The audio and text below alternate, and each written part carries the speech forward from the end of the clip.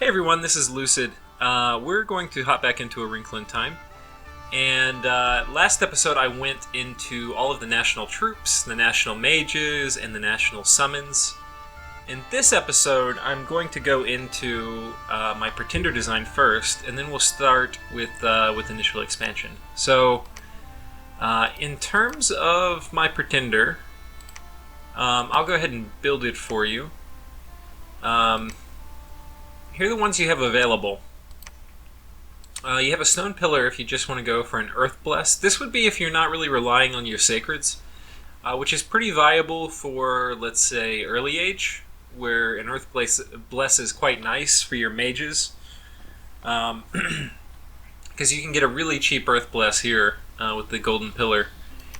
And actually you might even not want to take it all the way up to 9, but like Earth 8 or something. You get Reinvigoration 3, I think, or is it more? 4, I think. Anyway, so that's super viable. The Pretender I ended up taking because I'm really going to focus on my Bless is going to be an Earth 9, Astral 4, Nature 9, and I'll go into the reasons for that real quick. So the reason is, nature is awesome because normally your statues don't heal. So over the course of several battles, I believe they heal if you take them into a lab, but if you're expanding, they will accumulate a significant amount of damage between battles and will die. Plus, they're so damn hard to kill anyway that it really makes this Nature Bless a super value. This is one of the nations that's probably going to get a lot weaker in Dominions 5 as that comes out. But you never know. It's hard to predict these things. Astral's nice, mostly for the path access and for the synergy with Earth in terms of path access. Earth, you're really doing it for the protection increase. It's a buff to your natural protection, and so it is going to stack linearly, like fully, with your statue's armor, but not linearly with your shard guards who have armor. So it's kind of a diminishing return with the shard guards, but full return. And I think I'm right on this, but I could be wrong. With your statues, so quite good. The reinvigoration is nice, but for your mages, but not super awesome. But it's not bad. Your statues don't really make use of reinvigoration since they're encumbrance 0. Your shard guard can use it, so it makes them a little better.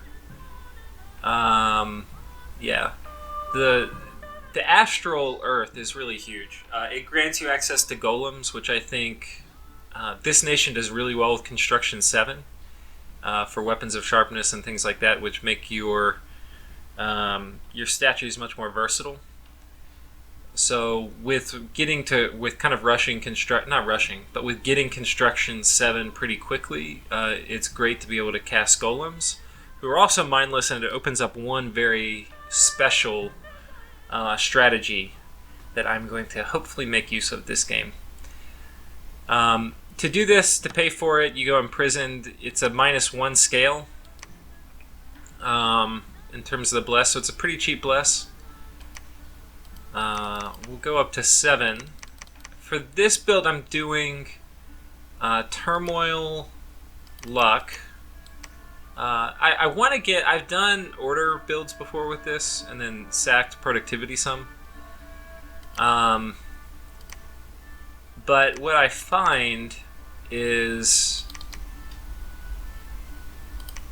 What did I do? I think I did something like this. I feel like I did one more. Maybe I did... I think I did this. I think this was my build. We'll go check in a minute. But I'll talk through the reasoning. One thing is your nation depends on gem income as you get towards the middle and end of the game, much more than real income. This is a heavily gem-dependent nation. With those types of nations, going Turmoil Luck is very viable. Yeah, so that's part of the reasoning.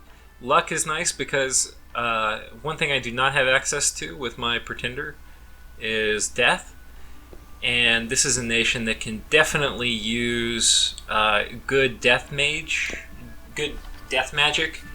and you have access to that with 2 of your national heroes. So it's definitely worth taking it just for the off chance of getting death access. It's kind of a cheap way to get death pathing. Then death, you got to be careful with death. It's long run, it's a really big hit to your income. But again, at the beginning, it's kind of good for Agartha because at the beginning of the game, right, the income penalty is not that big, and towards the middle and end of the game, you're not going to be reliant on income very much. So having the long run income hit is not a big deal for you. So death is super or not a bad idea. Heat. Let's talk about heat. Well, a few things. One is, despite being a bunch of kind of cave-dwelling giants, you don't have mountain survival, so you cannot walk over mountains. So this will open up mountain paths for you during most of the year. Which, given you're spawning in caves, you're probably going to be near a mountain range, depending on which map you're playing on. So that's something to think about. Also, a lot of your units or your oracles are cold-blooded, so they do particularly poorly in Cold Dominion. Though some of your units do have Chillars, so going cold is also viable. But cold, if you take it, which is going to open up river passes and things like that, most of your units are aquatic. So kind of better actually to keep those passes closed, because you'll still be able to traverse them. So there's definitely a reason to take a heat scale. You also have access to some fire magic. Not great, but it can be good. So that would be an argument for taking potentially even more of a heat scale. So you could, for example, do this and take one less death. I prefer the income in the early game, so I'll take death, I think, instead. There's also some cool death luck events that you can get if you have positive luck, I think. And I didn't, maybe this would actually be more viable. I don't think I did it, but or maybe I did do this. I can't remember. Fire to luck 3. Let's go ahead and load up my pretender. Oh, so I did death 3, luck 3. I thought I had luck 3. But yeah, no production, magic 2. Research is pretty important. You can, if you take drain, you end up having to use your expensive researchers, but if you take magic, you can use your cheap ones, which is really nice. This is going to make our research not horrible. Anything else? No, I think we basically covered the build. Great, so now we will get into initial expansion. Oh, I'm going to cover a couple more things in the build. I'm going to show you a couple other things that would be interesting to do in terms of a pretender design. To leverage having high or 0 encumbrance, a quickness build would also be viable. Let's see how you would actually do it. The problem is you would want to... Nature... MA-Agartha is a blessed nation. You definitely want to bless. Problems, though, are you don't have a good nature water crosspath chassis. So you can't... If you take water, you still want to take nature. And there's nature earth, which is okay, but not great. And you can't cast mass regeneration or anything else on your statues to skirt the issue. So you could do something like this. This is going to be expensive, by the way. You can probably only go up to Dominion 6. You're going to have to kill your scales a bit more. Turmoil, luck, magic. Take a couple heat. Take a couple sloth.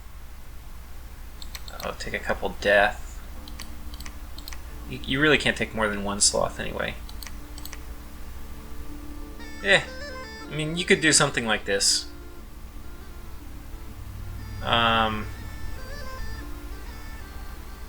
not that exciting.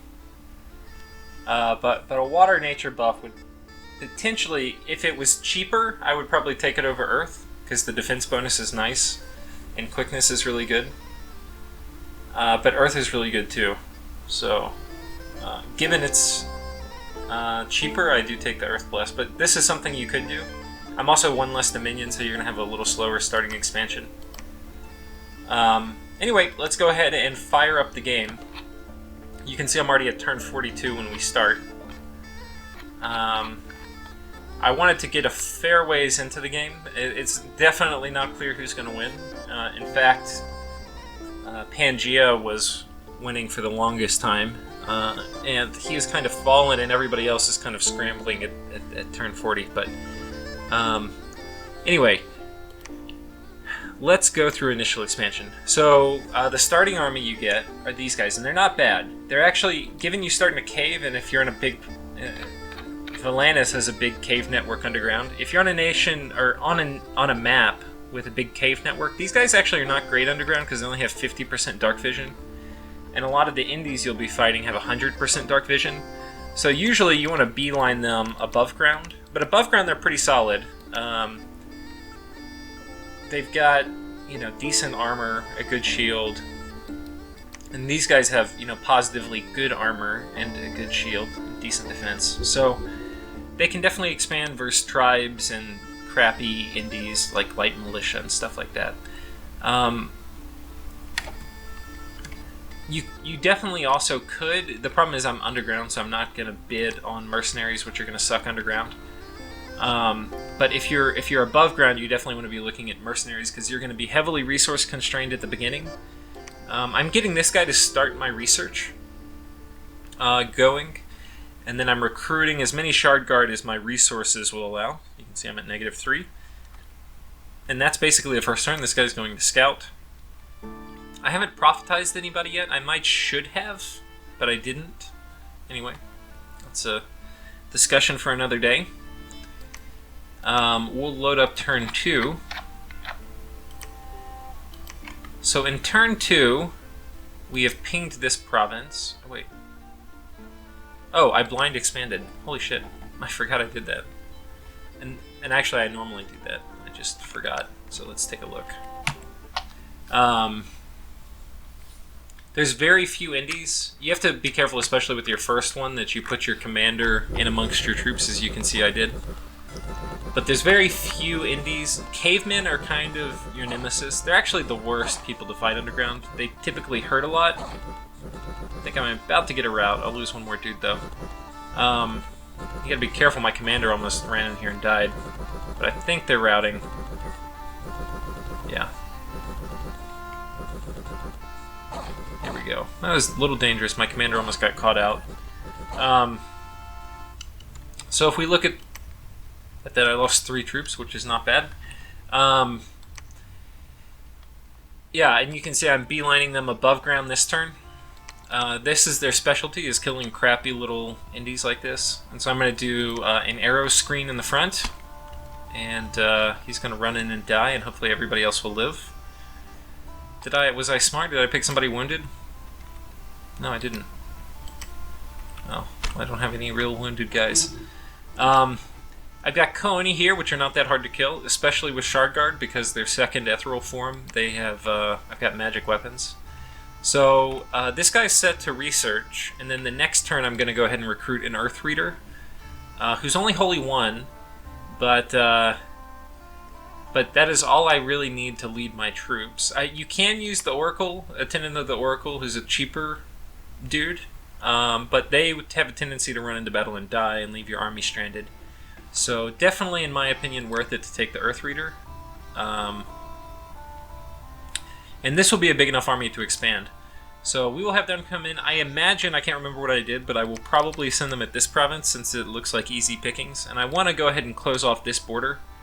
And I want people to... Really, I want to get above ground. And I want to ideally claim some of this stuff near me. Because nobody's going to want to fight me in the caves. But if I can claim some of the land and have friendly with my neighbors, that will be a good start. Okay, we have a shitty event. It's unfortunate. especially given my wonderful luck. In terms of research, I'm going to run up enchantment. Main goals is attentive statues at level 1.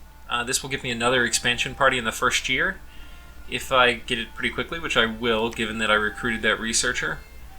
And if you have 2 of the good ones, I forget what they're called, of the golem crafters, you can summon those guys up pretty damn quickly. So anyway, that is kind of what we'll be doing. And I think that's it for this turn. Let's go ahead and load up turn 3. Does that work? Oh, I can just hit enter. Nice. So turn 3. Oops, sorry, I don't want to spoil the battle for you here. Okay, we can see our arrow catcher working. He caught a vine arrow for us and a bunch of other stuff. Not even sure he's gonna die. Okay, somebody died.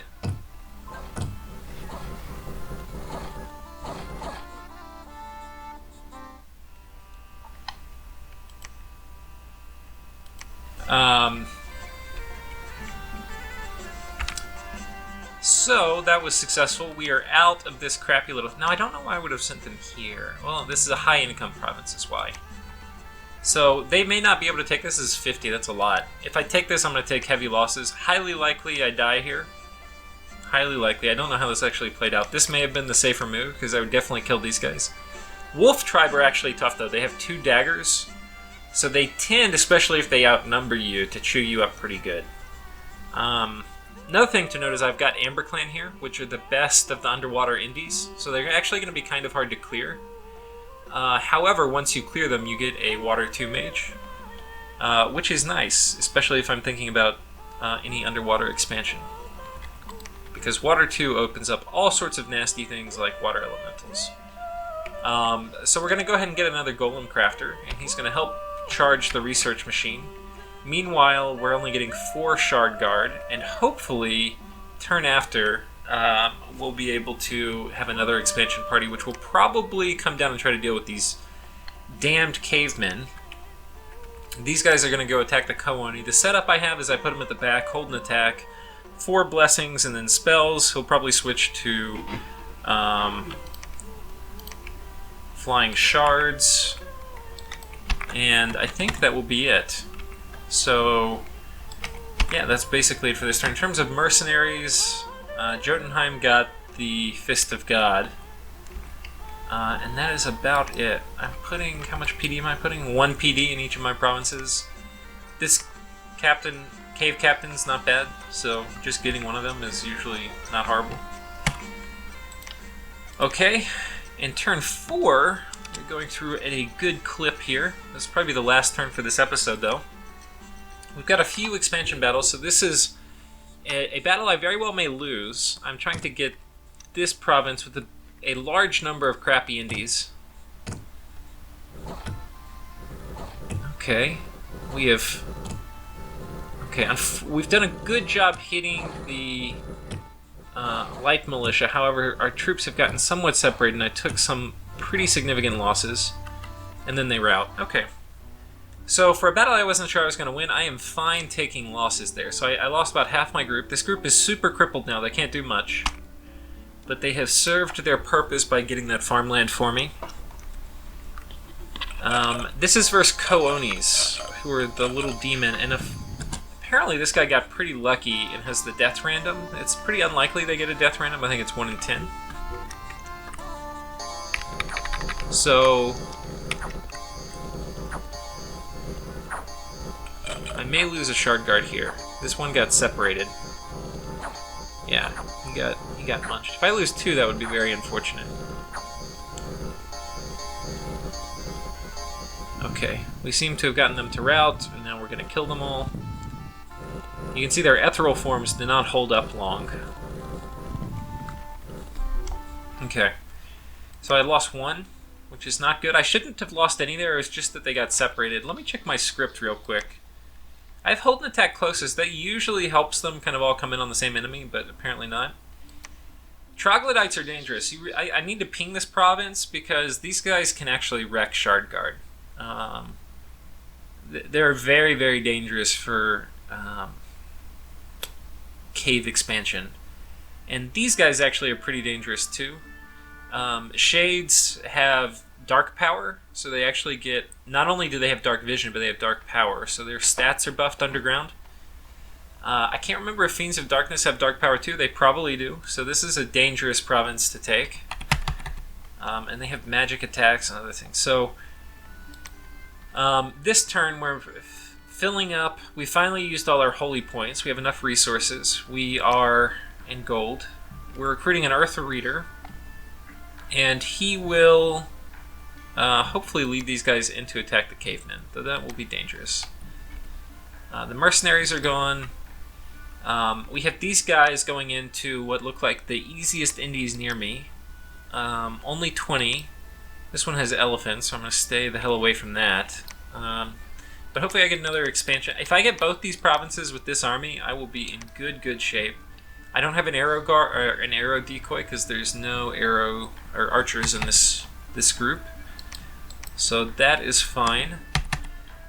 And how about that? I think that's it for this turn. We'll have another expansion party next turn, and I managed to do Pretender Design and 4 or 5 turns in 20 minutes. So thanks everyone, and I will catch you next time.